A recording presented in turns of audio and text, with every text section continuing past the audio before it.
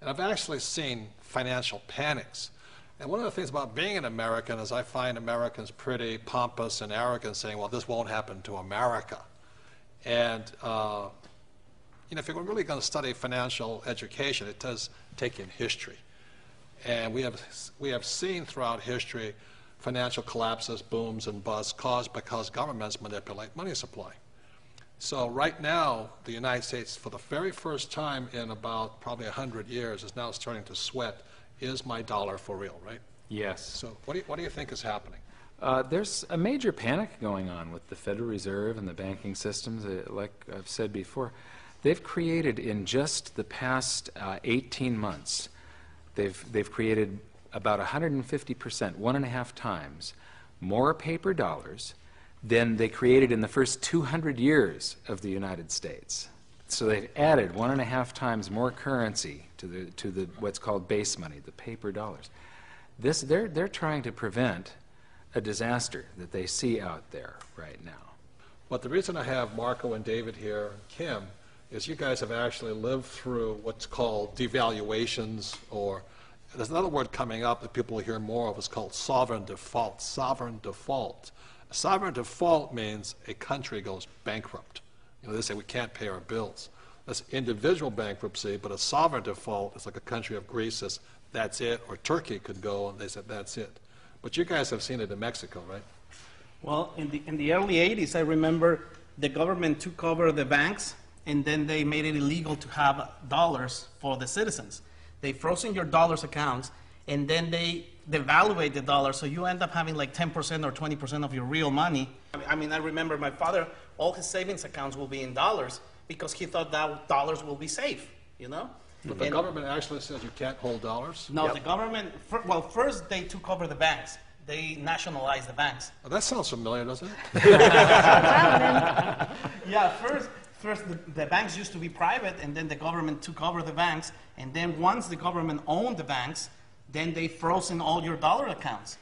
So suddenly, if you had let's say you have $1,000, well, they give you 12,000 pesos.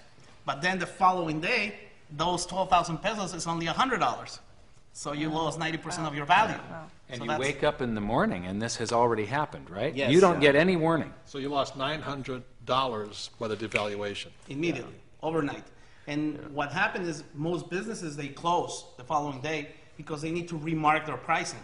So business owners, a lot of business owners, and I actually have several friends that did a lot of money because they had a lot of inventory, and they just sell it with the new pricing. It was horrible, especially if David and I grew up by the border, Tijuana, San Diego, and it was horrible because you were making pesos, and then the next day the peso would be worth half, and you had debt in dollars. Like if you bought a car, you were paying your car in dollars, and you were making half of your salary, and you earned double of it's horrible. It's just a nightmare. Your debt went up tenfold with that devaluation, basically. Exactly, right? and it would happen again and again, and it felt so unfair. I think that the government planned it very well because I remember very well that my father used to have a part of his money in San Isidro in the U.S. and part of his money in Mexico.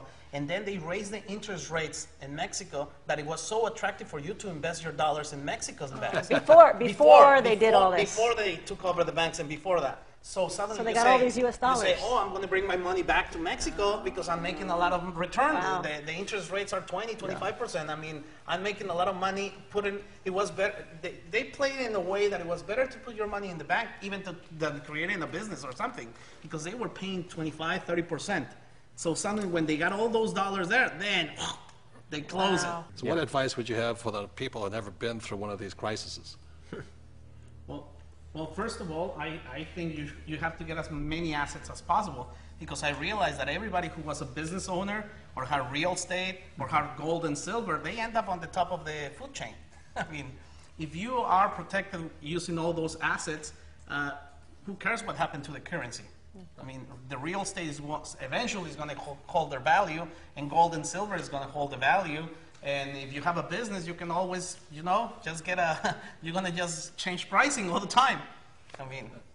And I mean, David was raised in the Jewish community, so he had more financial education than I did, being Catholic. So he has a way of unfair advantage over me being Catholic. You know what I mean? So for me, it's just grasping the concept of the currency not being the real money. We've never been here in the history of the world. If the U.S. dollar goes, the world goes with it. Is that correct? Absolutely. It backs every other currency on the planet right now. So what they saw in Mexico will repeat all over the world worldwide. So please get smart. If you don't have any knowledge, buy some gold and silver.